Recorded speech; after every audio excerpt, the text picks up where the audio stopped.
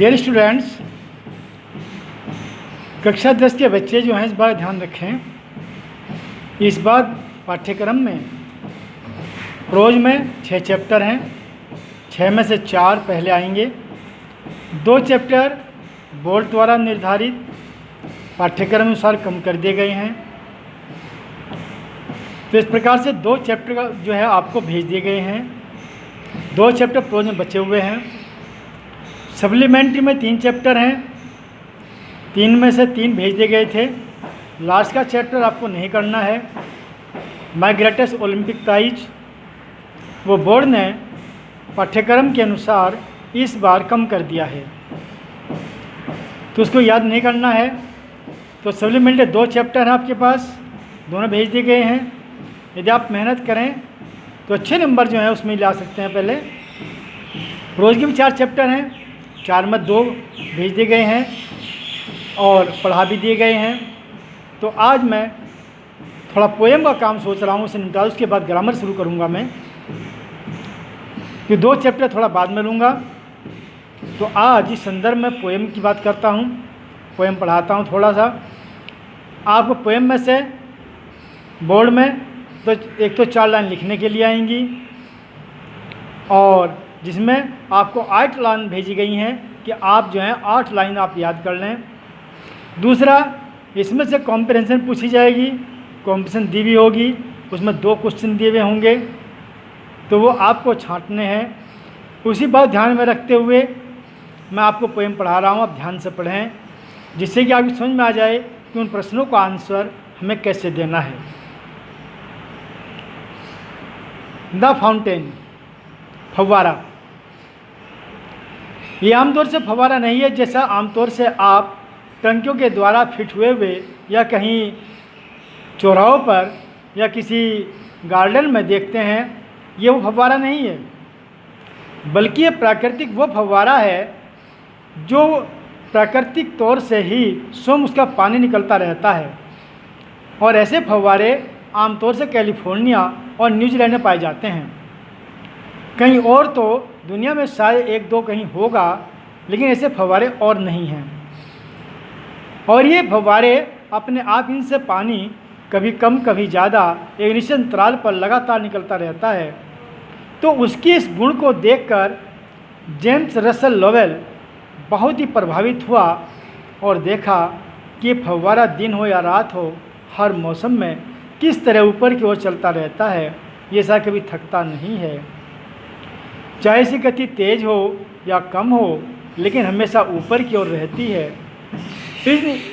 इसी संदेश को कि देखो गति ही जीवन का नियम है, शायद इस बात से प्रभावित होकर यही जेम्स रसल लोवेल ने ये कविता लिखी और कुछ हमें सीखने की एक नया स्वरूप प्रदान किया और हमें दिखाया कि प्रकृति हमें बहुत कुछ सिखा सकती है, हमें सीखना चाहिए। किस तरह से कहते हैं वो, into the sunshine full of the light, leaping and flashing from morn till night. Into the sunshine, into the sunshine, धूप में भी, धूप में अर्थात दिन के समय, फुल ऑफ लाइट जब पूर्ण प्रकाश होता है, दिन के समय जब पूर्ण प्रकाश फैला हुआ होता है, धूप निकली भी होती है, तब भी लिपिंग ये उछलता हुआ होता है, उछल रहा है, एंड फ्लैशिंग और चमक रहा है। From morn till night, morn जो है वो मॉर्निंग का शॉर्ट स्वरूप है। फ्रॉम मॉर्न टिल नाइट, सुबह से शाम तक। ये शानदार फव्वारा सूर्य के प्रकाश में जब पूरी धूप खिली हुई है या पूरी धूप छाई निकली हुई है, तब यह उछलता हुआ और चमकता हुआ होता है, सुबह से शाम तक या रात तक। सूर्य की धूप में पूर्ण प्रकाश में यह फव्वारा सुबह से शाम तक उछलता हुआ और चमकता हुआ होता है। Into the moonlight, whiter than snow, waving so flower-like, when the winds blow into the moonlight। चंद्रमा के प्रकाश में, अर्थात जब रात होती है तो चंद्रमा प्रकाश फैल जाता है, तो चंद्रमा के प्रकाश में वाइटर देन स्नो, ये बर्फ़ से भी ज़्यादा सफ़ेद होता है। कवि कहने तात्पर्य है कि चंद्रमा की चांदनी में ये उछलता हुआ फव्वारा, इसके ऊपर उछलता हुआ पानी चांदनी के प्रकाश में और ज़्यादा सफ़ेद दिखाई देता है। वेविंग सो फ्लावर लाइक, और ये हिल रहा होता है फूल के समान, क्योंकि जब पानी जो है ऊपर निकलता रहता है, पानी इधर उधर बिखरता रहता है, और जब हवा चलती है तो हवा में वो पानी की धारा हिलती है। कैसे? व्हेन द विंड्स ब्लो, जब हवाएं चलती हैं तब ये फूल की तरह से हिलता हुआ दिखाई देता है। चंद्रमा के प्रकाश में ये बर्फ़ से भी ज़्यादा सफ़ेद होता है, ये फूल की तरह हिलता है जब हवाएं चलती हैं। Into the starlight, rushing in spray, happy at midnight, happy by day। अभी तक बात हुई दिन की, फिर हुई चंद्रमा के प्रकाश की, लेकिन जब चंद्रमा रात को नहीं होता तब भी क्या होता है? उस समय सितारे होते हैं या तारे दिखाई देते हैं। तो कवि सुनी कह रहा है कि इनटू द स्टारलाइट, तारों के प्रकाश में, रसिंग इन स्प्रे, ये छितरता हुआ, अर्थात स्प्रे मतलब जब कोई चीज़ स्प्रे करता है, आप देखते हैं कि स्प्रे करते हैं तो पानी बूंदें गिरती हैं, तब यह उस दौड़ते हुए अर्थात तेज़ी से चलते हुए स्प्रे या छितरते हुए स्वरूप में होता है। रात्रि के प्रकाश में जब केवल सितारों का प्रकाश हो तब भी ये छितरता हुआ या बिखरता हुआ मानो दौड़ता रहता है।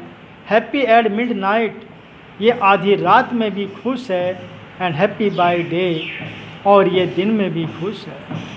कहने तात्पर्य है कि चाहे दिन का उजाला हो या रात्रि का अंधकार हो, लेकिन ये प्रकाश में हो या अंधकार में हो, लेकिन लगातार आगे की ओर बढ़ता जाता है। और क्या है इसकी विशेषता? Ever in motion, blithesome and cheery, still climbing heavenward, never aweary. Ever, हमेशा ही, इन मोशन, यह गति में होता है, यह हमेशा ही गति में होता है। ब्लिसम एंड चेरी, ये खुश और प्रसन्नचित्त होता है, आनंदमय और प्रसन्नचित्त होता है। स्टिल क्लाइंबिंग हेवन वर्ल्ड, ये अभी भी ऊपर की ओर बढ़ रहा है। स्टिल मतलब अभी भी, क्लाइंबिंग मैंने चढ़ रहा है, बढ़ रहा है। हेवन वर्ल्ड, आकाश की ओर, ये अभी भी आकाश की ओर चढ़ रहा है। नेवर ए वेरी, और ये कभी थकता नहीं है। आमतौर से कोई चीज़ ऊपर वो चढ़ती है तो कुछ समय चढ़ेगी, कुछ समय चढ़ेगी, उसके बाद फिर नीचे आनी शुरू हो जाएगी। लेकिन कवि का कहना है कि ये जो फव्वारा है ये हमेशा इसमें गति है, ऊपर की ओर बढ़ता जाता है, ये कभी थकता नहीं है, ये हमेशा गति में है, बहुत ही प्रसन्नचित्त और आनंदमय है। यह अभी भी आकाश की ओर चढ़ रहा है और ये कभी थकता नहीं है। यहाँ पर उसकी कई क्वालिटी जो हैं फव्वारे की बता दी गई हैं कि दिन हो या रात हो, ये हमेशा चलता रहता है। विभिन्न स्थितियाँ आती हैं, समय बदलता है, लेकिन फव्वारा नहीं बदलता। और क्या है?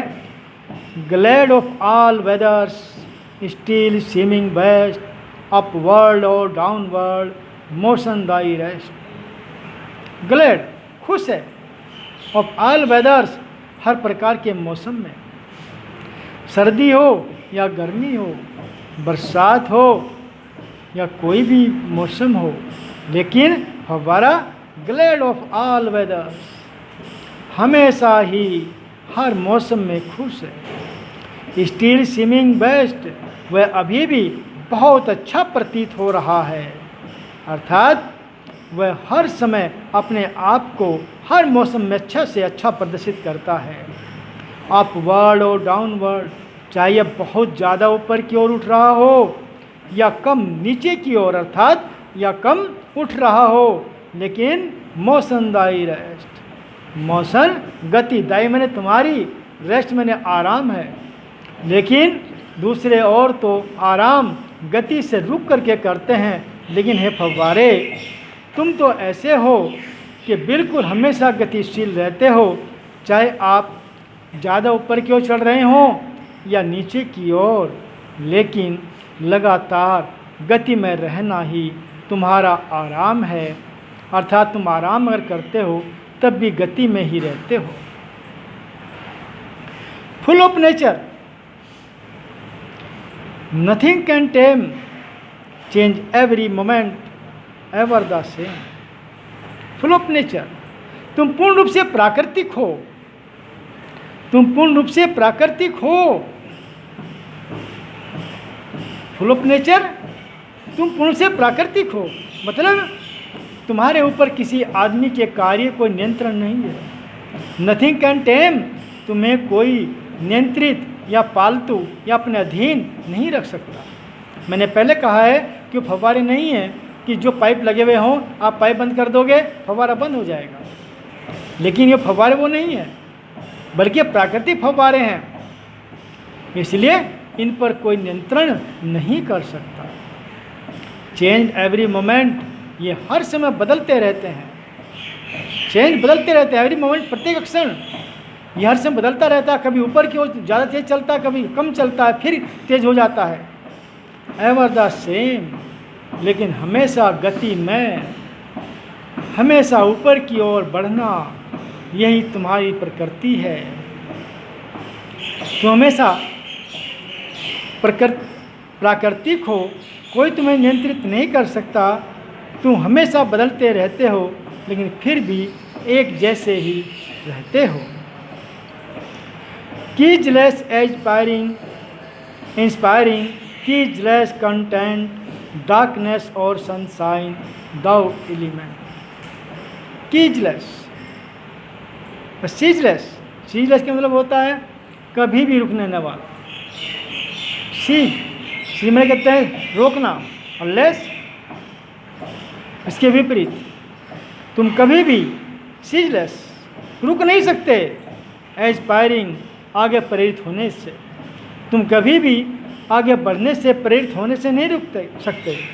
और सीजलेस कंटेंट, और कभी भी अपनी स्थिति से, तुम जो तुम्हारी गति है उससे संतुष्ट नहीं होते। डार्कनेस, अंधकार हो, और सनशाइन या धूप हो, दाई एलिमेंट, यही तुम्हारा मूल तत्व है।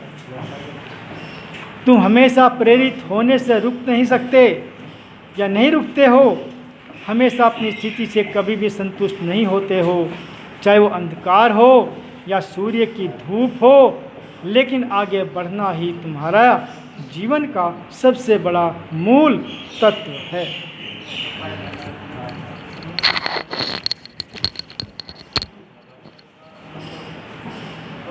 Glorious fountain, let my heart be fresh, changeful, constant, upward like thee. Glorious fountain, हे शानदार फव्वारे, let my heart be, मेरे हृदय को भी तुम्हारे जैसा बनने दो। अर्थात मेरा हृदय भी जिस प्रकार से तुम बड़ी शान से जीते हो, मेरे हृदय को भी वैसा बनने दो। यहाँ पर कवि कहने तात्पर्य है कि जीवन में यदि तुम्हारे दिन का समय है तो मानो सुख है, और रात का अंधकार है तो मानो दुख है।